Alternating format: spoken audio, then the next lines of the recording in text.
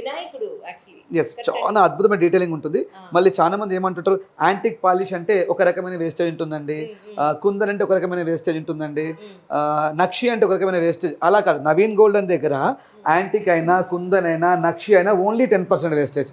ప్రతి దానిపైన BSI hall mark 916 కూడా ఉంటుంది. నేను చెప్తాను, అమ్మ ఇవన్నీ కూడా కస్టమైజ్డ్ పల్స్, న్యాచురల్ పల్స్ కావు. న్యాచురల్ పల్స్ దొరికే అవకాశం చాలా తక్కువ. దొరికినా చాలా ఎక్స్పెన్సివ్ ఉంటాయి. అవి లుక్ కూడా ఉండవు. కస్టమైజ్ చేసిన మాత్రమే ఇంత అద్భుతంగా లుక్ వచ్చే అవకాశం ఉంటుంది. ఇది ఎన్ని గ్రాములు అంటారు? సుమారు ఇది బయట మనకు 160 to 170 గ్రామ్స్ ఉండే ఆర్నమెంట్ని మనం జస్ట్ 120 గ్రామ్స్ అంటే 50 గ్రాములు తగ్గించి మనం డిజైన్ చేసాం. ఎక్కడా కూడా దాని డీటెయిలింగ్ మాత్రం దెబ్బతినదు.